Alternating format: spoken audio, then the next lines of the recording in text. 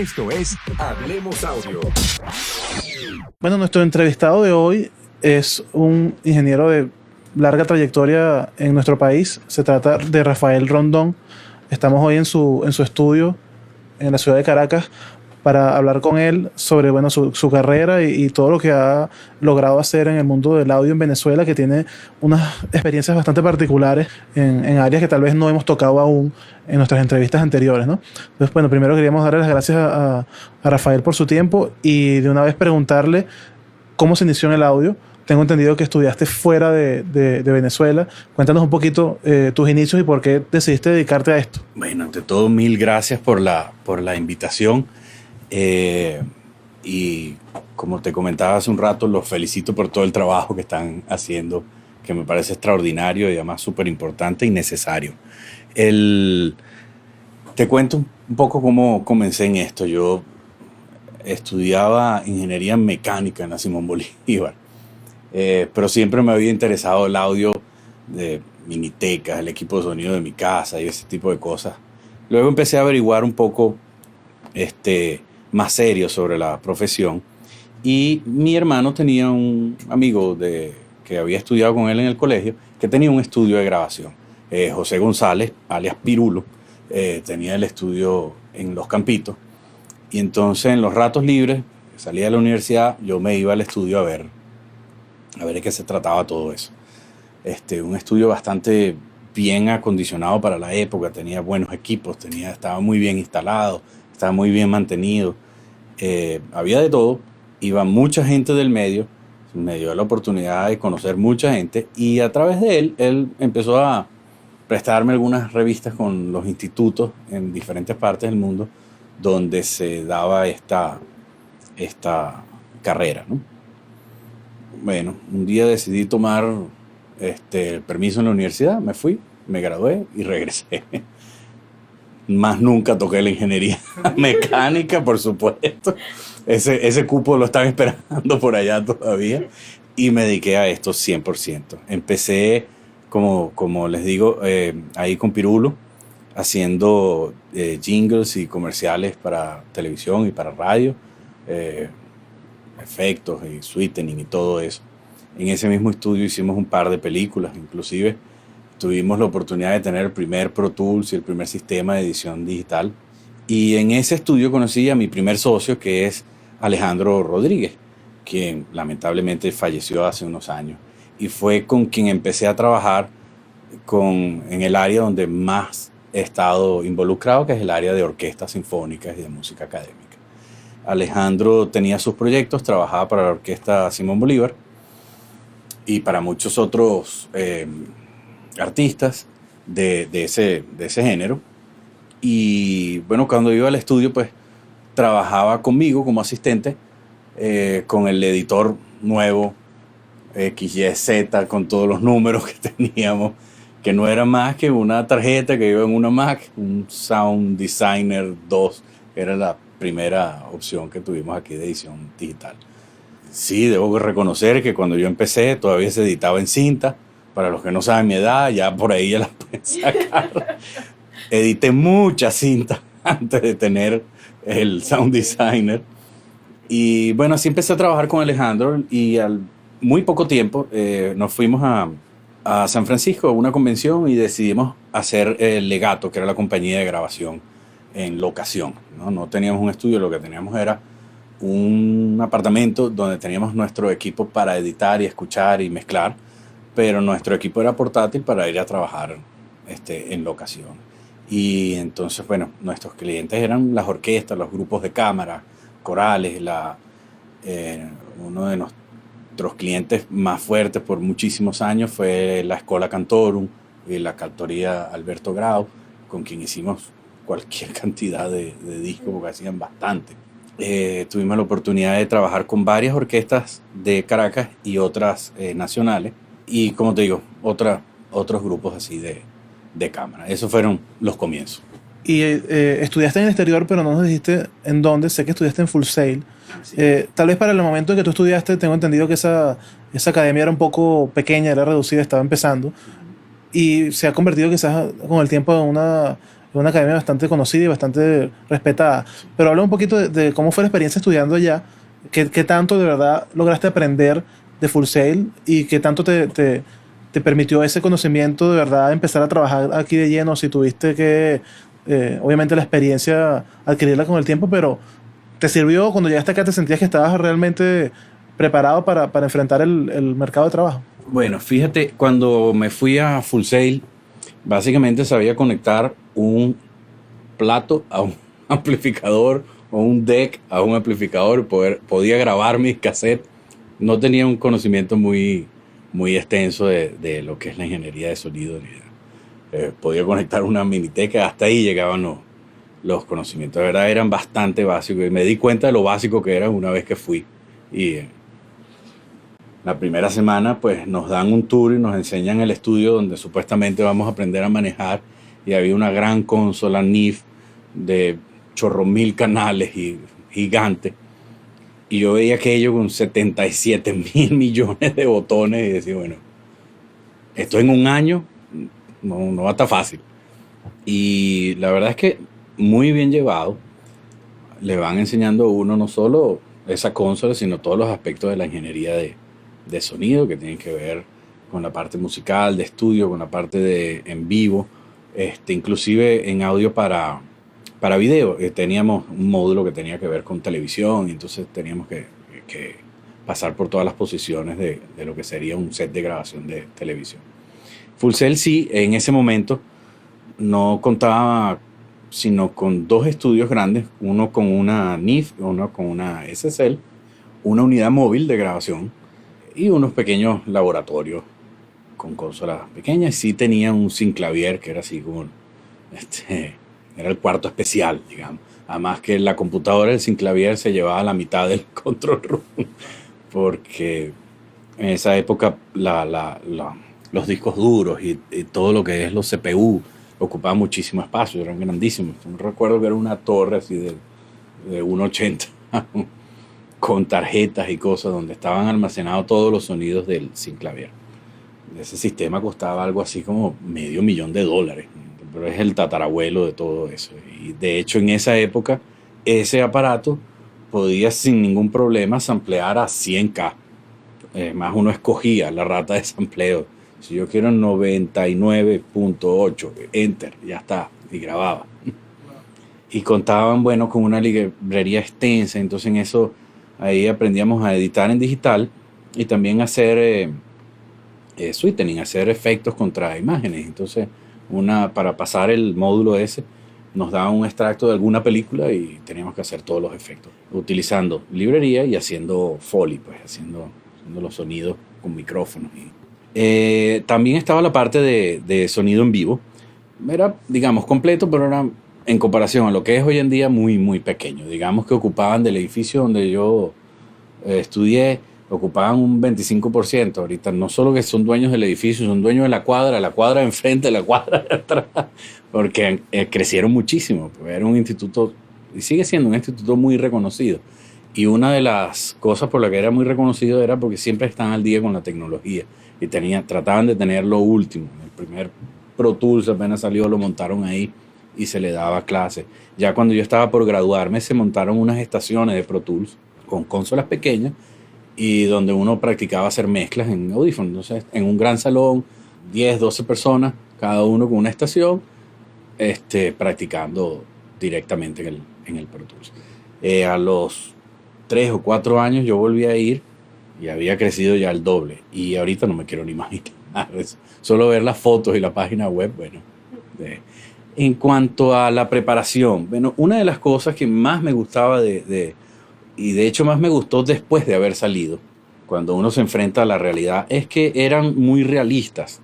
Yo creo que cada cierto tiempo se ocupaban de hacernos entender de que por mucho que nos dieran o que conociéramos el uso de los equipos de último modelo y de última generación, de que teníamos la oportunidad de trabajar en una SSL automatizada, que no había muchas, en una NIF con todos los juguetes, de que teníamos el synclavier y que teníamos el primer Pro Tools y todo eso.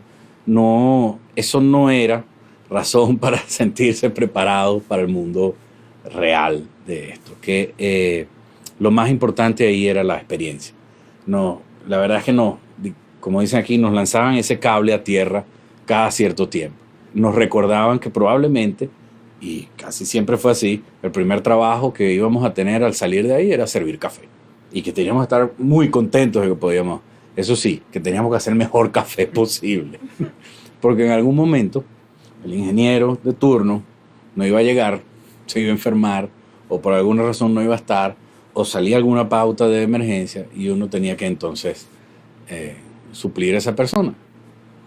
Las recomendaciones eran quedarse después de las horas de pauta para usar los equipos y estar familiarizado, hacer pruebas con los micrófonos para saber cómo se escuchaban.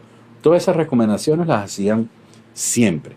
Y eso, bueno, como te digo, luego de graduado y ya con cierta experiencia, creo que fue una de las cosas más importantes que nos enseñaban, pues tener ese cable bien puesto a tierra, de no salir con las expectativas que uno iba a hacer el próximo disco de Michael Jackson. ¿No? Así. Ok, ya una vez aquí en Venezuela, como nos decías ya hace rato, empezaste a trabajar con orquestas. Háblanos de ese trabajo, trabajar con una orquesta, sobre todo para grabar una orquesta, representa un reto importante. Es quizás a nivel de microfonía, un trabajo de los más complejos que puedes encontrarte. Entonces, háblanos de ese trabajo de orquesta, cómo afrontaste un trabajo tan complejo por primera vez y cuál ha sido tu trayectoria en ese mundo de las orquestas sinfónicas en Venezuela. Bueno, como decía hace un rato, pues yo tuve, y no lo puedo llamar menos que la bendición de haber tenido como socio a Alejandro, que era una persona que ya me llevaba unos años de experiencia en esto, que era no solamente un músico extraordinario, sino un ingeniero increíble y con una sensibilidad de que, verdad, hay muy pocos en el mundo. He tenido la oportunidad de trabajar con gente aquí, afuera y en todas partes, y creo que todo el que conoció a Alejandro va a estar de acuerdo conmigo en lo que digo sobre él. Iba de la mano de él, como te digo, era un músico, había pasado por las orquestas, fue miembro de Gurrufío, y tenía lo primero que me llamó la atención en la primera pauta que trabajé con él era la capacidad de lograr con tan poco en un ecualizador la sonoridad del instrumento que se estaba capturando, ¿no? Recuerdo que estábamos haciendo un proyecto en el estudio y era un instrumento acústico, era un cello o algo así. Puso la mano en el ecualizador y en dos toques pues logró la sonoridad que debería. Con él empecé a trabajar estas orquestas, como te digo, todos los viernes, como él trabajaba para la Simón Bolívar, los conciertos de la Orquesta Simón Bolívar eran todos los viernes ahí en la sala arriba, cuando todavía tenían de sede el Teresa Carreño. Y teníamos ese trabajo todos los viernes. Luego tuvimos también mucho trabajo con Alfredo Rugeles, que tenía los conciertos de música contemporánea, pero eran como unos festivales de música contemporánea. Y ahí grabamos de toda cosa, pero de las cosas más locas hasta otras menos. Era música contemporánea. De repente podíamos ver a un señor tocando piano con la cabeza pegada del piano. Y sí, con una toallita puesta ahí, entonces le pegaba la cabeza y tocaba así. Mientras otro señor le metía las manos a las cuerdas del piano y las jalaba. Había otro que descubrió lo que era un looper y tocaba todo el tiempo con un loop pegado y bueno, era una maravilla para los que no entendían eso. Hubo un señor una vez que grabamos que tocó una cuestión de cello y le caía trancazo el cello con el arco y se le partió el arco y fue un desastre. Pero aparte de esas cosas que muchas eran interesantes, esos son casos puntuales. Sí teníamos el trabajo de orquesta, como te digo, grabamos los viernes esa y a través de esa orquesta nos llamaban para hacer otras orquestas en el interior. Grabamos la de Aragua y de otros estados. Él llevaba la ingeniería principal, yo hacía de segundo ingeniero. En esa época casi nunca grabábamos en multitrack, todo lo grabamos a 2 canales. Inclusive la música de cámara que hacíamos también la grabábamos en 2 canales. Teníamos una pequeña consolita y de hecho las primeras cosas que grabábamos de cámara las hacíamos de un par de micrófonos Schweppes que compramos a un preamplificador Millenia y de ahí directo al DAT. Luego eso lo transferíamos digital en el estudio y editamos. En el caso de las orquestas ya sí teníamos que aglomerar más canales. Todo eso lo pasábamos por una consolita Mackie, recuerdo, y de ahí al DAT y luego editábamos el DAT. Pero grabábamos toda la orquesta, a veces eran 10 canales o 14 canales o lo que fuese, todo reducido. En proyectos más complicados, por ejemplo, un disco que tuvo Gurrufío con la Orquesta Gran Mariscal de Ayacucho, pues ahí sí ya teníamos otros recursos, ya había para ese entonces ADAT, entonces podíamos grabar en multitrack, ¿no? Pero lo que sí fue lo más beneficioso de esas técnicas de grabación en ese momento, o de esas limitaciones, fue justamente aprender a escuchar la orquesta y a saber hacer un balance. Bueno, en ese momento yo creo que aún no teníamos este corre-corre de vida que llevamos hoy en día. Había más tiempo para las grabaciones, de repente nos asignaban 2 semanas y podíamos dedicarnos el primer día de grabación solamente a reubicar micrófonos hasta que estuvieran en el punto que deseábamos. Y eso lo hacíamos con cualquier proyecto que grabamos. Si fuesen 2 canales y un guitarrista, pasábamos por lo menos 3 horas moviendo el micrófono para allá y para acá y aprendiendo a escuchar. Hacíamos unas tomas de prueba, nos las llevábamos, escuchamos, esto nos gusta más, falta un poco de esto, sobra un poco de lo otro. Hacíamos movimientos y solamente con microfonía, ubicación de microfonía, lográbamos el balance que requeríamos. Así se grabó, por ejemplo, el disco de la cantata criolla, que se ganó un premio. Así grabamos el disco de Luis Sea, que también se ganó varios premios y salió como portada de Classical Guitar Magazine.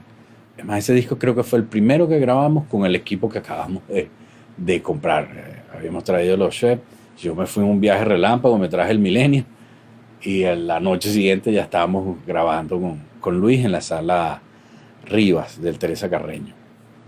La primera sesión, bueno, micrófono para acá. Luis quería una sonoridad muy particular, pero muy, muy particular, que está en el borde de lo que nosotros no queríamos. Tuvimos que llegar a un punto medio y logramos algo que nos convencía a nosotros, le gustaba a él y salió un disco maravilloso. Con esa misma técnica de 2 micrófonos directos, grabamos una de las que más me gusta de las cosas que hicimos fue el Cuarteto de Clarinete de Caracas. El primer disco de ellos y el segundo lo hicimos así. Grabamos en la Asociación Cultural Humboldt, en el teatro que hay ahí. 4 clarinetes. Ubicábamos el micrófono, una técnica de microfonía en estéreo, la que escogiésemos para el proyecto. Y movíamos a los muchachos un poquito para adelante, un paso para atrás, un poquito más a la izquierda, un poquito más a la derecha. Y los invito a que escuchen ese disco. La imagen estéreo es fantástica. Y son 2 micrófonos sin proceso alguno, de nada. Solamente directo al DAT y editado y luego masterizado, pero prácticamente no le hacíamos nada de... En esa época no aplicábamos compresión, limitación, nada de eso. No se mezclaba. No, la mezcla la hacíamos con ubicación de los músicos. Bueno, esa parte me quería detener un poco más porque cuando hablabas de la microfonía de la orquesta y que podías llegar a 14, 15 micrófonos, dependiendo de la complejidad de lo que estabas grabando, quisiera que habláramos un poquito más de eso. Por ejemplo, la Orquesta Sinfónica de Venezuela. Si tienes que grabar la Orquesta Sinfónica en un teatro cualquiera, en Teresa Carreño, por poner un ejemplo, ¿qué buscas tú con la microfonía? ¿Cuál es el objetivo principal? ¿Cuáles son los retos? Porque tienes un montón de micrófonos abiertos en un espacio para capturar instrumentos acústicos. ¿Cómo controlas eso? ¿Qué buscas tú a nivel de balance? Ya no estamos hablando de lo que se hacía antes con poner los micrófonos donde estaba el director para lograr el balance acústico natural que la orquesta da. Ya estás capturando timbres específicos para luego balancearlos eléctricamente, ¿no? ¿Qué buscas en ese momento y qué es lo que debe buscar una persona que quiere grabar una orquesta sinfónica con la microfonía? Bueno, en cuanto a la grabación de orquesta, siguen habiendo varias escuelas, digamos, ¿no? Aún se consiguen discos que salen hoy en día con técnicas de microfonía muy viejas o originales, digamos, muy conservadoras, ¿no? Donde como tú bien dices, se pone o detrás del director o un poco más atrás, elevado, una captura general de la orquesta y bueno, eso te da una buena sensación, o sea, una buena imagen, profundidad, pero tiende a definirse poco y a veces a perderse algunos detalles, ¿no? Después de todos estos años, yo más bien busco, primero, claridad en el sonido. Trato de acercar todo un poquito más, sin la utilización de compresores ni nada, sino ubicación de micrófono. Pero lo primordial es el balance. El balance tiene que ser, bueno, como toda mezcla, y la palabra bien lo dice, tiene que haber un buen balance entre todas las partes de la orquesta. Y como en toda mezcla, pues siempre hay un toque de los gustos personales. Si a mí me gusta un poquito más recargado los bajos, pues entonces a lo mejor le doy un poquito más de importancia a los micrófonos que están del lado de los chelos y los contrabajos. Me gusta la sonoridad de las maderas, entonces saco un poquito más eso. Pero lo primero y lo más importante es que todo se escuche. Todo se escuche porque todos tienen partes y dependiendo de la pieza pueden ser partes interesantísimas y a lo mejor es un solo instrumento por allá perdido que está haciendo algo. Pero me gusta que todo se entienda. Eso es mi enfoque personal. La ubicación de los micrófonos va con respecto a eso. Me gusta saber primero, antes de ir a las sesiones de grabación, cuál va a ser la música que vamos a hacer y escucharlo un poco para ver de qué se trata y entonces decidir cuál va a ser la microfonía, dónde va y qué micrófonos van, por supuesto. Eso en cuanto a la grabación. Hoy en día, inclusive las grabaciones de archivo las sigo grabando como en 10 o 12 canales, pero cuando sí voy a hacer un disco, ya me llevo 20 canales o 24 canales y me gusta tener el control de todo. Lo que no dejo de hacer es tener el micrófono de referencia. La microfonía estéreo principal es la base de todo.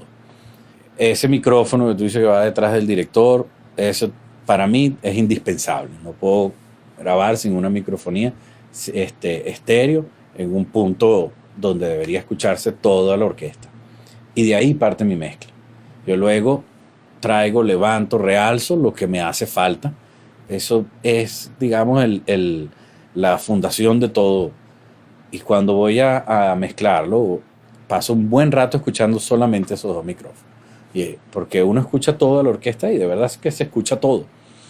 Algunas cosas se pierden dependiendo del arreglo, dependiendo de la pieza. Algún instrumento queda cubierto por otro que suena más fuerte, o a lo mejor una sección tocó durísimo y entonces opaca otra. De repente los metales tocaron muy fuerte, entonces no se escucha la madera. Y bueno, ahí es donde viene entonces el proceso de reparación o de mezcla, pues. Cuando se ponen instrumentos por secciones, la verdad, la fase no es tan grave por la distancia a la que están colocados los micrófonos. No es una microfonía cercana, donde sí se notaría mucho más ese problema de fase.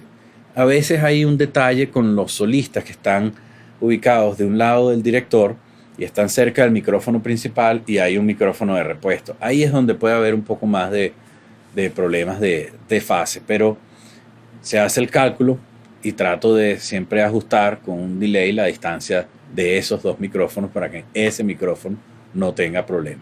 Pero las secciones no generan tanto. ¿Lo hacen en el momento de la grabación? No, lo hago después.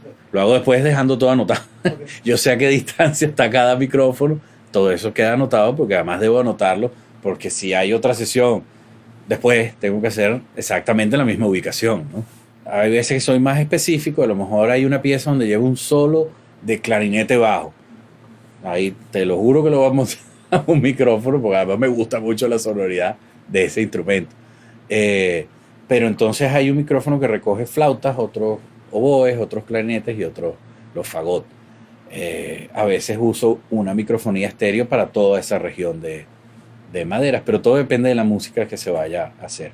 Si la música está cargada en la percusión, entonces trato de poner 50 micrófonos en la percusión para tener todo eso controlado. Y entonces lo saco de manera de que también la fase no me vaya a entorpecer la mezcla cuando tenga eso un poco más elevado. Digamos en el caso de que es una pieza con mucha percusión, que son los que están de último. Una vez que está por encima de volumen, como están más cerca, se va a oír primero el micrófono que tienen cercano, obviamente, que al main. Entonces lo que se oye es más bien como un eco, un pre-delay o algo así. ¿Cómo afrontas te iba a preguntar sobre la microfonía, pero antes de eso quería saber, ese micrófono o esos par de micrófonos que te dan la imagen estéreo principal, que es donde pasas buena parte del tiempo escuchando, ¿qué técnicas de estéreo utilizas? ¿Utilizas técnicas ORTF, un par coincidente? ¿Qué técnica utilizas? ¿Un Decatri? No sé, ¿qué técnica prefieres tú de las muchas que hay para grabar esa imagen estéreo que es tan importante para ti? Pero fíjate qué coincidencia, la primera que dijiste, o RTF, es la que he encontrado que, además que la mayoría de las cosas que hemos estado grabando han sido en la sala arriba. Entonces la combinación de la orquesta con la que trabajo, con esa sala y esa técnica de microfonía es la que me ha dado el mejor balance. Hemos hecho otras, hemos hecho todas las que mencionaste, AB, Quillet, pero esa es la que más me gusta. Esa es la que me da la imagen que yo ando buscando. Y me da el espacio suficiente en el centro para yo apoyarme con la microfonía que tengo en la madera, que ocupa esa región del centro del espectro. ¿Qué microfonía prefieres utilizar para grabar la orquesta? ¿Utilizas micrófonos de condensador?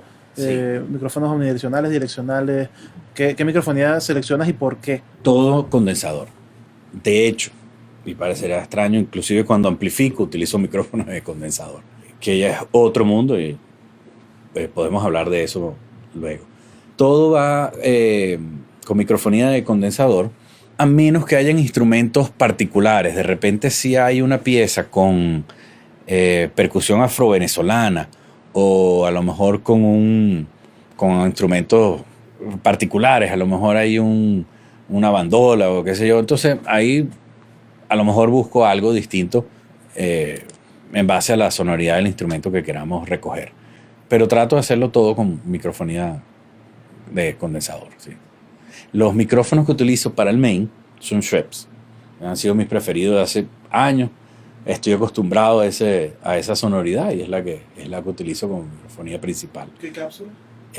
Son cardioides ancho. Yo tuve una oportunidad de ir a ver en el Fesnojín un concierto de Dudamel, que en esa época estaba muy haciendo mucha bulla por la gira que hizo y todo el tema.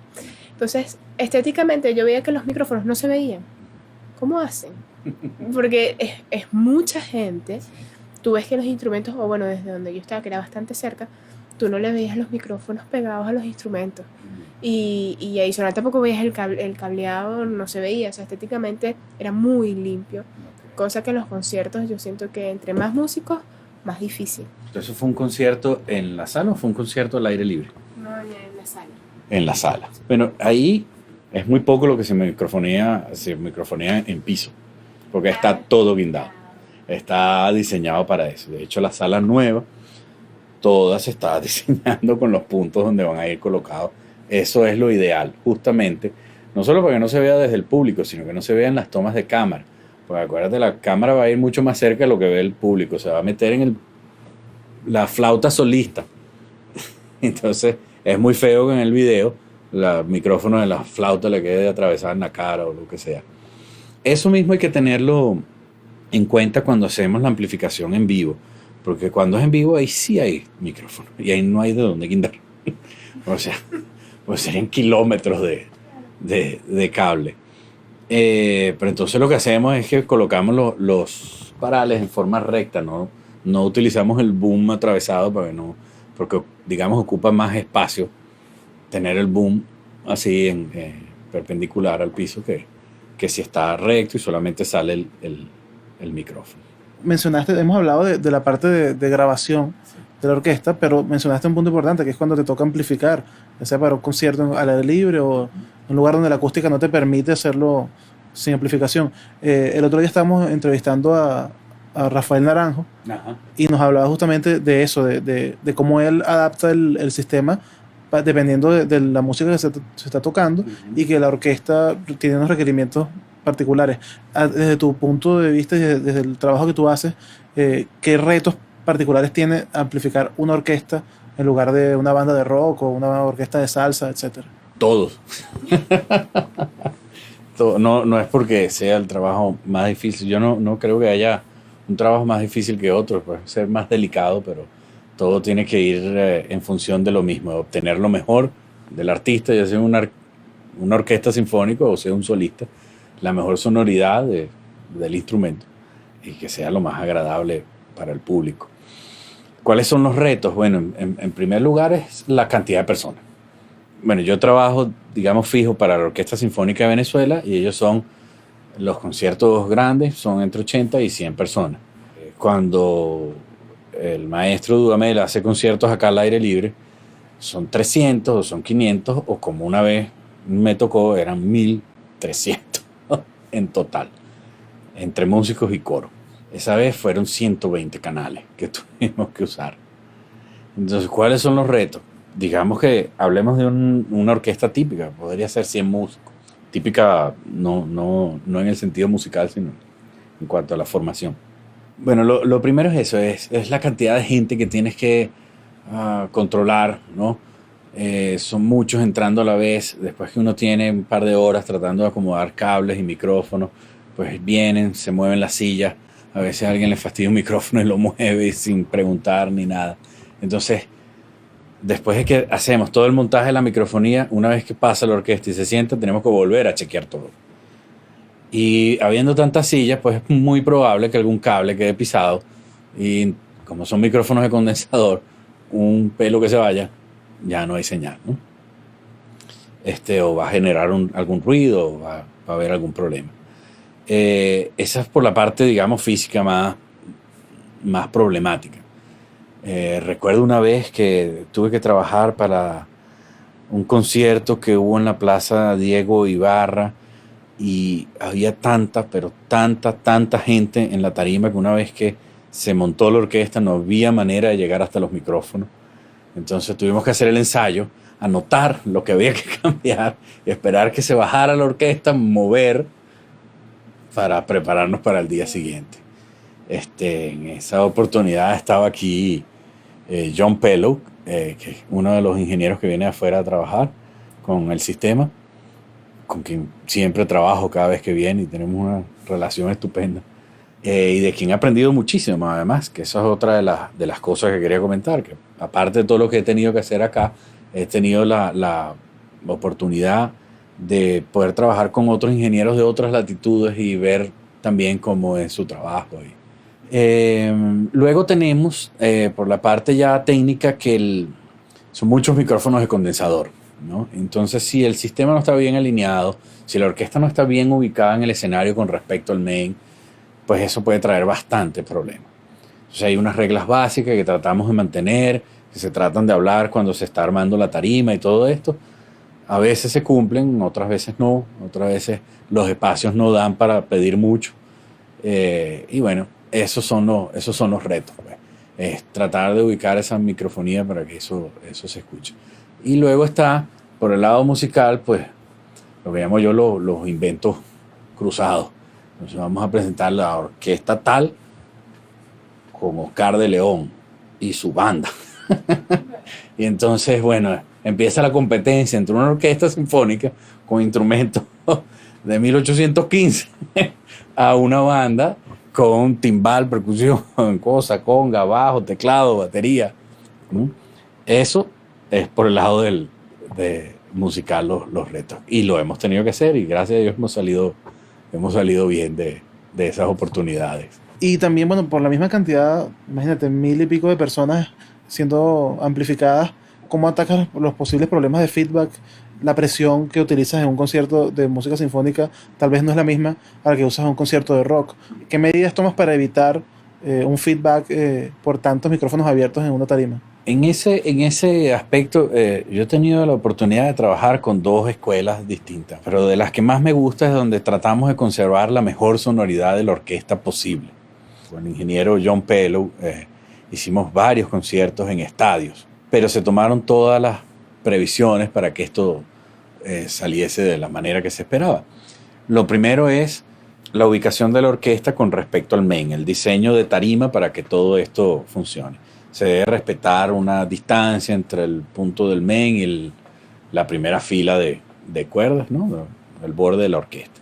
Eso es súper importante. Yo creo que es lo primero que hay que observar, que tengamos suficiente espacio ahí, porque si las cornetas nos apuntan a los micrófonos, pues es feedback seguro. Luego está, bueno, la alineación del sistema, ¿no? Debe estar bien alineado, tratar de que la configuración de los bajos, tratar de hacerlas cardioide para no tener toda esa energía dentro de tarima. Y lo tercero es la microfonía. Para este caso de esa orquesta, que eran alrededor de 800 músicos de orquesta y 400, algo así, de coro, yo mandé a pedir toda la microfonía que fuese igual y que fuese Schweppe. Entonces se trajeron los micrófonos de afuera, como lo hicimos todas las oportunidades en que trabajamos con John, y toda la microfonía es igual, toda la microfonía responde igual. Y siendo unos micrófonos de calidad como son los Schweppe, el micrófono 1 y el micrófono 15 suenan exactamente igual. Entonces no vas a tener el problema de que hay un micrófono que suena distinto y te altera la sonoridad. Entonces lo que tú aplicas para uno funciona para todo y eso te facilita el trabajo. Cuando ya tienes ciertos problemas porque haya algún rebote o porque la distancia no es la ideal entre el main y la orquesta y todo eso, entonces empezamos a jugar con la distancia del micrófono al instrumento. Lo podemos entonces reducir un poco, acercar un poco más. ¿Y por qué empezamos de más a menos? Porque la mejor sonoridad la tenemos más lejos de los instrumentos de la orquesta. Los instrumentos de la orquesta no suenan tan bien cuando se le microfonea tan cerca. Son un poco ásperos, se ponen agresivos. Todos. La sonoridad de la orquesta está hecha para ser escuchada en una sala acústicamente, sin amplificación. Pero cuando le metemos un micrófono todo cambia, ¿no?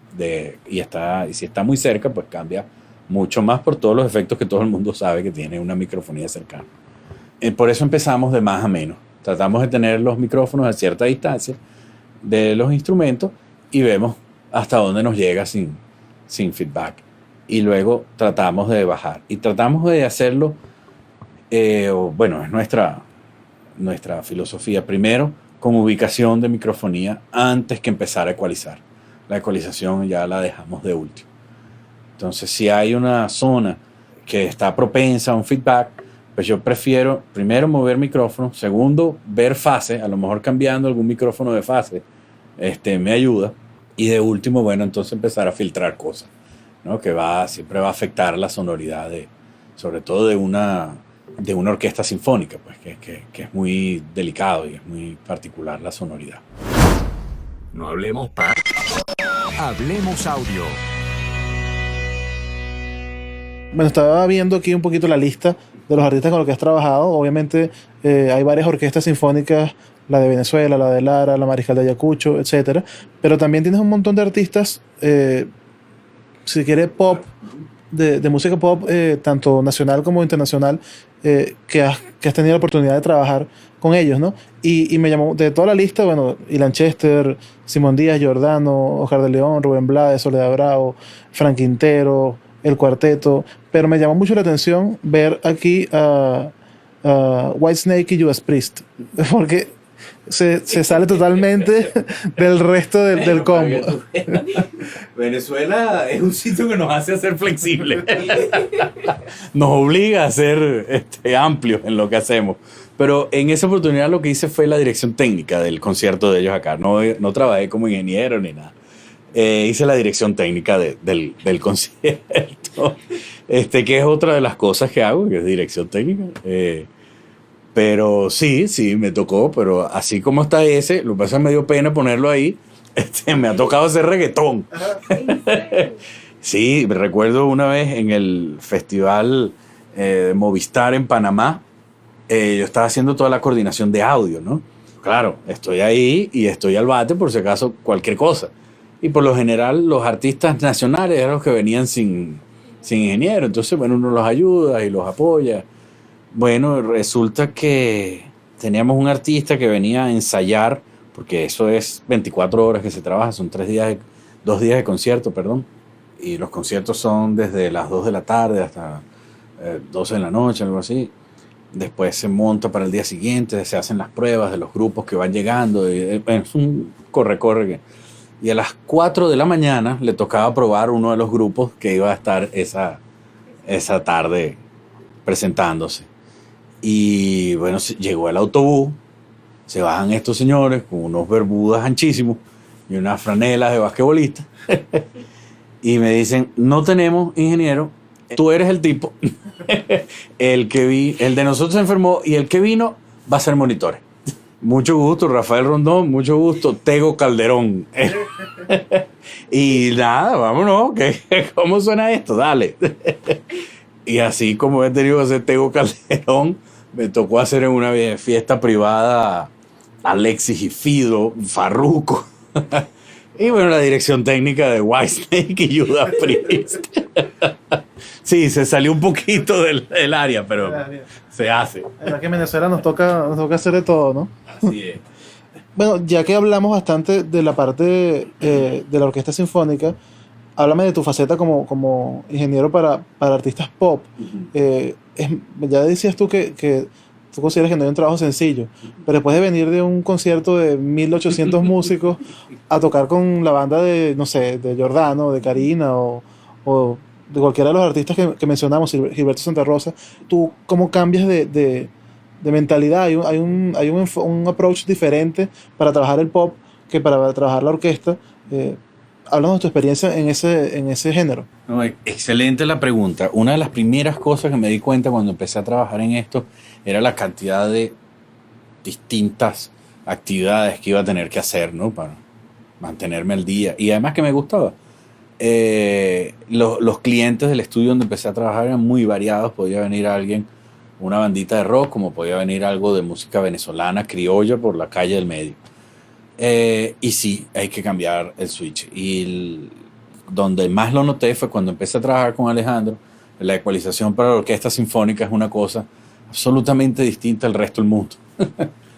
Y uno va entrenándose como entrenas el oído a todo, ¿no? A cambiarte el switch, a pensar distinto, buscas una referencia de lo que vas a hacer, sabes para dónde vas y arrancas en esa dirección, pues. Sí, me ha tocado hacer cambios rudos en una misma semana, que a lo mejor me toca un artista pop y mi jueves con mi orquesta de todos los jueves. Pero uno, como te digo, uno entrena, es como un músculo, uno entrena y se adapta y se va acostumbrando. De las cosas pop que más me ha gustado hacer son los trabajos que he hecho con Ilan. Con Ilan soy director técnico e ingeniero main desde hace unos 10, 12 años, no sé. Y bueno, Ilan tiene una musicalidad extraordinaria y tenemos una muy buena relación, entonces no hay tensión, no hay nada, es una amistad y una relación bien cercana y podemos llegar a puntos medios, pues él no se queda plantado en el punto de vista del artista, sino que le gusta escuchar y también propone cosas y ha hecho cosas maravillosas y desde el trío, que es una dotación que me encanta la sonoridad, hasta la banda con metales y todo eso. Y el último trabajo que hicimos, para que tú veas cómo todo se converge, el último trabajo fue, yo mezclé su último disco, o parte del último disco, que compartimos el trabajo con otro ingeniero en Los Ángeles. Era con orquesta sinfónica, una coral, el Orfeón Universitario, la Orquesta Sinfónica de Venezuela, con música que hizo él para unos poemas que encontró, que estaban escritos en bengalí y en sánscrito, y le hizo la música y grabamos todo eso con un músico y arreglista venezolano estupendo, se llama Tulio Cremicini, que fue parte del sistema de orquesta de aquí, ahorita está en Miami, es el percusionista de la Orquesta Sinfónica de Miami, y pues hizo los arreglos junto con él y se vino para acá para hacer todas las grabaciones y todo el trabajo del disco. Bueno, hablando del trabajo pop y bueno, el trabajo de audio en vivo en general, hay una pregunta que te la voy a hacer en nombre de Darío Peñalosa, que me pidió que te la preguntara. Bueno, me hizo dos, pero la primera que quizás va más en este momento es ¿cuál es tu concierto? ¿Cuál ha sido tu concierto más difícil?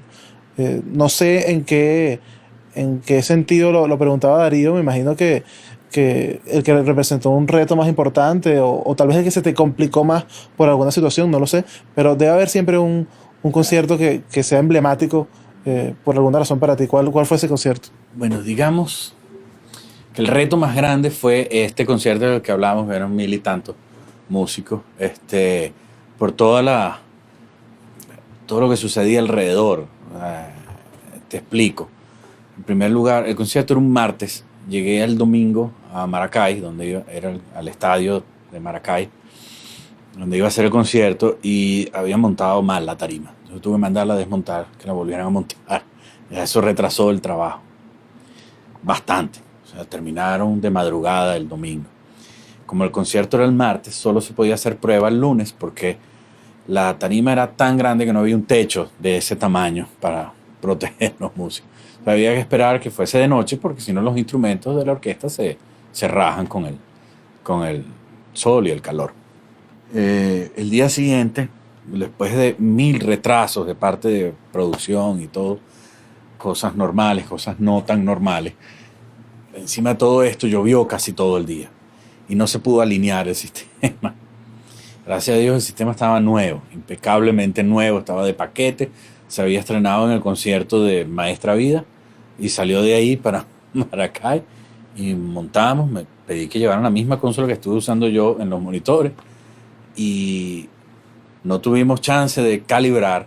Pedí que se montara una plantilla en el sistema que habíamos usado ya en otro concierto en ese mismo estadio, pero con otro sistema, otra cosa, y no era esta orquesta. Y terminó de llover y pasaron a la orquesta enseguida. No hubo chance ni siquiera de probar si los micrófonos caminaban o no.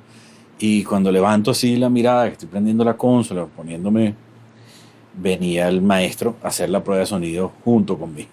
Yo ni siquiera había tenido chance de levantar un solo fader para ver cómo sonaba ese sistema.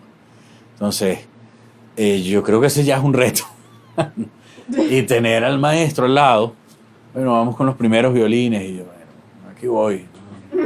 14 faders para arriba, a ver cuál de estos falla. Vámonos con los segundos, baja. Suena un poquito así, eso es lo menos que puede pasar. Y tuvimos una prueba extraordinaria. Hicimos un balance en menos de 2 horas. Él quedó muy contento y tuvimos que parar porque empezó a llover de nuevo.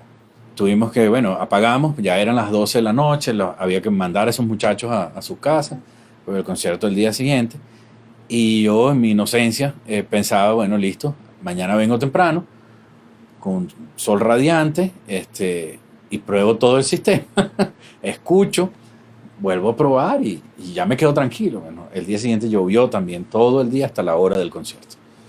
Cuando dejó de llover, ahí sí le tuve que decir al maestro que tenía que esperarse 1 hora mientras veíamos que todo funcionase, que se secasen los componentes y se secara todo lo que hubiese quedado por ahí, probar todo el sistema, que por lo menos llegara pues, con ruido rosa, chequear todos los 120 canales y arrancar el concierto, pues ya era el concierto con público ahí. Entonces, ese creo que fue el reto más grande. Además estaba solo, era un concierto, ese tipo de concierto donde la música es académica, todo el repertorio es muy académico, lo hacemos con una sola consola y ellos llevan monitoreo. Lo que pasa es que el monitoreo es distinto a una banda pop, pues no hay un monitor que tiene Gustavo enfrente, el maestro, y hay una cantidad de side-field para la orquesta. Y son side-field que están elevados, están bien lejos de la orquesta. Y toda la orquesta, les recuerdo, lleva microfonía cardioide. Entonces, un trabajo más o menos ahí delicado. Pero salimos muy bien. Todo quedó muy bien. Gracias a Dios el sistema había estado alineado, pero perfectamente. Y había muy buena presión en todos lados. Y hace rato me preguntaba sobre eso, sobre la presión sonora. Si todo estaba bien, si todo estaba como debe estar, el sistema está alineado como está, la microfonía está ubicada como es y todo eso, la orquesta sinfónica puede llegar a sonar tan duro como cualquier cosa. Como yo, sí, creo. De repente no tan estridente, pero sí duro. Sí, duro. He tenido, si difícil, lo llevamos por el lado de complicado y de uno de los conciertos más difíciles que he tenido fue un concierto de Dylan solo con piano, porque la compañía de sonido no servía para nada. Se tardaron 6 horas en montar. Cuando llegué a probar, estaba todo en mono, descompensado, un lado más fuerte que el otro. Era una cosa horrible. Tuve que desconectar todo y conectarlo yo y hacer el concierto el día siguiente. ¿Qué otra cosa así de los conciertos que más me ha gustado hacer? Tuve la oportunidad de producir y hacer la ingeniería, cosa que es una locura, no se lo recomiendo a más nadie. Un concierto de aniversario para Mercantil Seguro, y eran varias agrupaciones que además se mezclaban entre ellos. Empezaba César Orozco con un piano solo, luego se le sumaba Cecilia Todo y cantaban algo ellos dos, luego se iba y entraba C4 Trío, luego se le añadía el Pollo y cantaba algo con ellos, después venía Gurrufío y después venía Pacheco y cantaba, y así iba cambiando, y terminaba para variar, con una orquesta sinfónica y Gurrufío, una pieza que hacen ellos juntos. En esa época estaba aquí, tenía todavía su compañía aquí, Memo, que fue a quien contraté para todo esto. Tuvo un percance el día del concierto, llegó y ecualizó y calibró todo el sistema en 15 minutos antes de que empezara la prueba de sonido, y así una de las mejores sonoridades que hemos tenido en el aula magna, y en ese momento no teníamos la Inarray, no me quiero imaginar que hubiésemos hecho ahorita. Eso quedó estupendo, eso quedó muy bien. Por supuesto, cosas ya a nivel personal, por la música y el disco. El concierto de Maestra Vida también fue muy importante. Uno de mis discos favoritos de todos los discos. Y tuve, bueno, nada más y nada menos la oportunidad de tener que hacer los monitores para todo ese sentido, ¿no? Y trabajamos en conjunto. Rubén se trajo su ingeniero para que hiciera su monitoreo, pero entonces yo le hacía la mezcla de toda la orquesta y él hacía la mezcla de su voz con la orquesta más la parte latina, y se encargaba de Rubén, y yo me encargaba del resto del universo ese que estaba en esa tarima. Me parecía un pueblo, era como una ciudad más o menos, tenía zona postal y todo, era grandísimo. Difícil, bueno, yo creo que eso cubre lo difícil. Y la otra pregunta que tenía Darío para ti era... no conmigo, ¿no? O él le mandó a otro.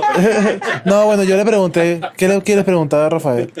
Entonces me dijo eso y me dijo, pregúntale si tuviese que vivir solamente con un micrófono por el resto de su vida, para todas las aplicaciones, ¿cuál sería? Una pregunta difícil, pero básicamente es cuál es tu micrófono favorito, el micrófono que te parece más versátil para cualquier aplicación. Darío, ¿me puedes repetir la pregunta? ¡Wow! ¡Qué difícil! ¡Qué difícil! A mí, lo que pasa es, para un lado del universo que yo convivo, pues me encantan los micrófonos Schweppes, ¿no? O sea, que por lo menos un Schweppes me llevaría yo de un lado de él. Y, ¡wow! ¿Cuál sería el otro? Probablemente sea el que muchos escogen, pero es que del otro lado un U87 también es súper versátil y una sonoridad extraordinaria. Yo creo que, bueno, ya me quedé con eso, no lo puedo pensar más. Y tú me dijiste hace rato, creo haberte escuchado que utilizas también para conciertos amplificados, utilizas pura microfonía de condensador. No utilizas dinámico. Incluso para baterías y... No, pero para la orquesta. Para orquesta, ok. Okay.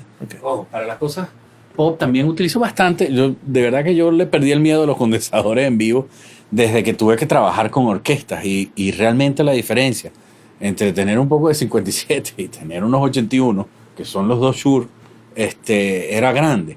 Y uno de esos entrenamientos que uno va teniendo en la vida, por ejemplo, fue trabajar con el ballet de Teresa Carreño.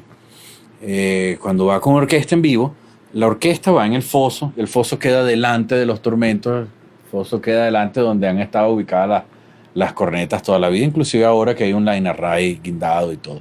Queda adelante. Pero la sonoridad que me daba la microfonía de condensador era muy distinta y era lo que más me gustaba. Y entonces, bueno, aprendí, como hablábamos hace un rato, sobre, bueno, lo acerco un poco más, lo muevo, cambio la dirección del micrófono para que, ¿sabe? Le dé la espalda a lo que tenga que darle la espalda y recoja lo que tenga que recoger y así. Y entonces, la verdad es que, como te digo, le perdí el miedo a usar un condensador en vivo desde hace mucho tiempo. No me veo amplificando un piano acústico con un dinámico. Por ejemplo, siempre le meto hasta un 414, un bicho de cápsula grande, dale, vámonos y vamos. Y yo veo que filtro, y yo veo cómo lo manejo. Sí, para hacer cosas, pues por supuesto utilizo muchos dinámicos, si hay percusión y si hay otras cosas.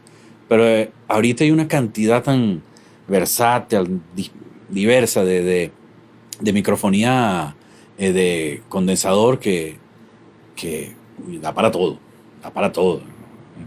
El otro día usamos un condensador para una caja, por ejemplo, de una batería. Sonaba extraordinario. Era una música de jazz y eso, entonces se prestaba para ese nivel de detalle en la caja. He usado... con micrófono de cinta? No, y tengo uno, pero ese sí le tengo como más respeto. Sí, pero además ese que yo tengo me lo regalaron. Tiene una sonoridad muy particular, no sirve para cualquier cosa. Y entonces me llevaría un poquito más de tiempo llegar a la sonoridad de repente, al sonido que buscaría, pero en cualquier momento lo experimento, porque si hay algo que he hecho es experimentar. Bueno, y también obviamente en tu carrera has trabajado en estudio mucho, ya nos comentaste algunas cosas que tú grabaste y también mezclaste. Quizás habla un poquito de tu trabajo en estudio. Ahorita estuvimos en tu sala, hablamos de tu filosofía de trabajo en estudio. Vi que tenías un monitoreo Genelec, no sé con qué sistema trabajas, imagino que con Pro Tools. Que a lo largo de tu experiencia como ingeniero en estudio, ¿cuáles han sido lo que has tomado como tu preferencia de trabajo, tanto en sistema y en monitoreo, en equipo de board? Porque digamos que cada ingeniero tiene su propio estilo. Muchos trabajan actualmente en la caja, in the box. Otros tienen todavía sus racks de equipos, los que pueden costearlo, porque en Venezuela se nos hace cuesta arriba. ¿Cuál es tu filosofía de trabajo en estudio? Y dinos un poquito, quizás los proyectos que te han dado mayor satisfacción, ¿no? Bueno, sí, tal cual. Ahorita, en este momento, tengo un monitoreo Genelec. Por un buen tiempo utilicé KRK cuando empecé a trabajar con las orquestas. En ese momento no había monitores amplificados. Cuando compré las primeras KRK, que las compré con Alejandro, los dos nos encantó la sonoridad, y para el trabajo que hacíamos de cámara y de orquesta y todo eso, era, buenísimo. Luego compré unas más grandes y sí me las traje para este estudio. Y usé esas por mucho tiempo también. Después cambié a Genelec. Creo que las próximas van a ser Adam o ATC. Vamos a ver qué da el presupuesto. Mezclas. Me ha tocado mezclar en mi estudio. Ya hace tiempo que no grabo acá en estudio. Ni en el mío ni en el de nadie. Pero por una cuestión ya son dos cosas. Primero, porque me quita mucho tiempo de otras actividades que tengo y a veces no puedo estar todo el tiempo que debería estar atendiendo las sesiones de grabación. Y otro, porque también es como para condensar mi atención a la parte que más me gusta hacer, que es la de mezcla, ¿no? Cuando estoy involucrado en un proyecto desde el comienzo, lo que sí hago es voy con el artista, voy a la sala donde se vaya a grabar, al estudio donde se vaya a grabar, y escojo los escojo la microfonía, hago la microfonía como tal, la ubicación, y dejo a la persona del estudio encargada de hacer la grabación, tal cual. Si hay un seteo que dura un tiempo, pues se queda ese seteo, y si luego vienen instrumentos nuevos, voy otra vez y vemos de qué se trata y hacemos el mismo proceso. Me involucro ahí sin ningún problema. Si me toca grabar, a lo mejor alguna sesión me provoca y me quedo, pero lo que más hago es sentarme aquí y mezclar. ¿Con quién grabas? Muchas cosas las hemos hecho con David Pérez en Lemon Pie, que es ahí. Edgar Espinosa también me ha grabado una buena cantidad de cosas. Javier Casas me grabó la mayoría de las cosas hasta que estuvo en el estudio allá en la California. Era un estudio donde me gustaba mucho por el espacio y por las dimensiones que tenía. Había un buen piano ahí que en Jazzmanía, sí. Que muchos de los proyectos que me llamaban por casualidad llevaban piano. Entonces había que escoger algún sitio con un buen piano. Y ahí estaba tranquilo, además porque Javier es un excelente ingeniero, igual que Edgar, igual que David, que todos ellos. Esos son los estudios con los que he trabajado en los últimos años. Ya Javier no está en Jazzmanía y Edgar se mudó ahorita a un estudio nuevo que le prometí que lo iba a visitar y no lo he cumplido, y este año me hice me autoadjudiqué la tarea de ir a ver más estudios porque sé que se han hecho algunos estudios nuevos con espacio y suficiente para hacer grabaciones interesantes. Entonces quiero ir conocerlos para proyectos que lleguen, poderlos asignar así. Entre los estudios también que han hecho grabaciones para lo que yo mezclo está el de Vladimir, que participó en este proyecto de Ilan Sinfónico. Hicimos toda la cuerda en la Sala Rivas y todo el resto de la orquesta lo hicimos en estudio, excepto la percusión. Es decir, maderas, metales y algunas otras cosas. Lo hicimos en el estudio para poder tener un poquito más de control. Y luego hicimos la percusión, sí la puse toda completa, otra vez en la sala arriba. La microfonábamos completica, pero todos juntos. Esa sí no lo separé. ¿Cómo hiciste ya que separaste o se grabaste una parte en la sala y una parte en el estudio, cómo hiciste, ya que no tenías tu imagen estéreo de todo, cómo hiciste para...? En ese caso sí la tuve que recrear digitalmente. Me basé en la sonoridad que capturé de la cuerda, que me da el espacio de la sala, ¿no? Porque igual la cuerda ocupa de lado a lado y ocupa todo el registro, pues de los violines hasta los contrabajos, tengo todo el registro, tengo profundidad, porque es una cuerda de 40 músicos, pues más o menos considerable. Y ubiqué mi microfonía como si estuviese la orquesta completa. En base a esa sonoridad, yo recreé digitalmente espacios para la madera, para los metales y para la percusión. Pero la mezcla de ese disco era particular, no se inclinaba tanto hacia lo clásico, era un poco más hacia, ni siquiera lo popular, sino cinematográfico. Inclusive las orquestas cuando graban para una película, qué sé yo, tienen una sonoridad distinta, tienen un impacto distinto, que era lo que estaba buscando Ilan en ese caso. Y me lo repetía y me lo repetía. Y yo quiero causar una emoción, yo quiero que la cosa sea impactante, y cuando el primer acorde a la gente... Y bueno, así fue que... En este caso sí utilizamos otros recursos más de la música popular, que algo de compresión y algo de ecualización y meterle un poquito la mano a la sonoridad. Y bueno, quizás ya hemos recorrido buena parte de esa gama de trabajo que tú has tenido a lo largo de tu carrera. Si te preguntara, de todas las áreas que has manejado, ¿cuál es tu favorita o cuál es en la que preferirías pasar más tiempo en el resto de tu carrera? ¿Cuál sería de todo lo que hemos hablado hoy? Wow, es muy difícil porque la música en general es una cosa con la que yo estaré siempre agradecido al universo por haberme dado la oportunidad de vivir de esto, de trabajar en esto. Y yo escucho de todo, unas cosas menos que otras, ¿no? Tego Calderón no califica ahí, ni Alexis ni Fido tampoco, pero sí trato de escuchar de todo. Pero ¿por qué te ríes? No debo ser el único que responde eso. Yo lo que sí te puedo decir es que no dejaría de hacer nunca, y es trabajar con orquesta sinfónica. Hay algo... a mí me encanta la música popular y he hecho cosas también de rock. Hace poco tuve la oportunidad de que me asignaran como ingeniero de main de Guillermo Dávila, y gozaba un mundo que no tiene nada que ver con rock, pero una cosa será de viejos. Yo decía, coño, pero yo no recuerdo que él tenga tantos temas para un concierto. Y la verdad que el primer concierto que dice, oye, sí tiene un poco de temas. Y además me recuerdo de todo, que es lo peor. Y gocé un mundo porque la banda es maravillosa, son buenos músicos, son buena gente. Guillermo es un vacilón, entonces la verdad es que la pasé estupendo con él. Y las cosas de ese mundo también las disfruto muchísimo. Pero lo que no podría dejar de hacer es estar frente a una orquesta sinfónica, sobre todo en vivo. En vivo es una adrenalina que no tiene comparación. Y a veces eso es lo que lo lleva a uno a hacer ciertas cosas. Estar parado frente a 200, 300, 800 músicos y hacer que aquello funcione, pues es una experiencia extraordinaria.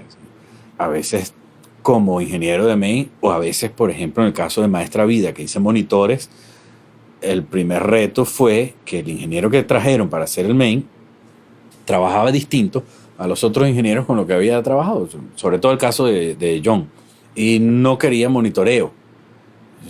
Pero claro, los músicos tenían que escuchar de alguna manera, entonces tuvimos que llegar a un punto medio. Tuvimos que bajar el volumen de los Zyphil, colocarle unas cuñas a la madera. No podíamos tener la cuña que siempre tenía Gustavo, y entonces Gustavo se tuvo que conectar unos in-ear, que era la primera vez en su vida que estaba usando.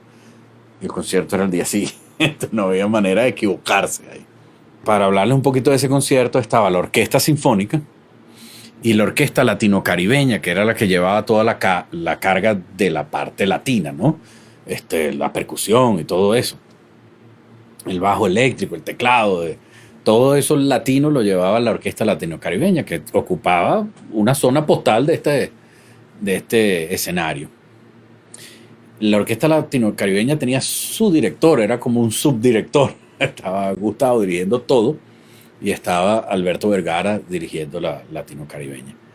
Entonces yo tenía que hacer la mezcla de la madera, la mezcla de los muchachos de la Latino-Caribeña, que casi todos eran in-ear, había un par de cuñas, un poquito de Zyphil, porque el ingeniero pidió recortar eso, porque no lograba la sonoridad que quería. Y Alberto tenía un in-ear. Entonces, cuando se presentó el problema con la cuña de Gustavo, bueno, nada, ponerle el in-ear a Gustavo y reformular la mezcla de una vez. Y gracias a una fuerza mucho más grande que yo, Gustavo colocó aquello y arrancó el ensayo y me vio con una cara de felicidad que dije, ya terminó mi trabajo, yo me puedo ir a dormir. Dijo, pero esto es buenísimo, se escucha todo. Pero se escucha demasiado todo. Pero bueno, quítate a un lado y trata bueno, déjame ver. Sí, es perfecto. Y trabajó con un in-ear y oyendo acústicamente del otro lado. Y más nunca volvió a pedirme más nada. Más nunca. Hizo todo su concierto, pero estupendo, no se quitó el in-ear, no se movió, feliz de la vida. Eso es otro reto, es una satisfacción que, ¿cómo explicarla, ¿no? De una cosa que se hace por primera vez ahí con una figura como él, con un concierto tan importante, un artista tan importante ahí sentado al lado. De hecho, hay una foto por ahí en Facebook de ese preciso instante. Yo estoy hablando con el austríaco y está Rubén sentado en la silla, está Gustavo volteando, hablando con nosotros, decidiendo sobre lo que vamos a hacer con el monitoreo. Alguien por casualidad tomó ese momento. Bueno, yo creo que con eso hemos cubierto bastante terreno en tu carrera, Rafael, y bueno, una vez más agradecerte por el tiempo que nos estás dando. Sabemos que para los ingenieros es complicado reservar un espacio de tiempo para esto, pero de verdad que creo que lo que hemos aprendido de ti va a ser valioso para todos los que están escuchando esta entrevista. Muchas gracias nuevamente. No, gracias a ti una vez más, gracias a ustedes por la invitación, por la entrevista, y ojalá sí algo quede, y por supuesto que quedo a la orden para todos, para cualquier pregunta, para cualquier duda, para cualquier información, para lo que necesiten, siempre a la orden.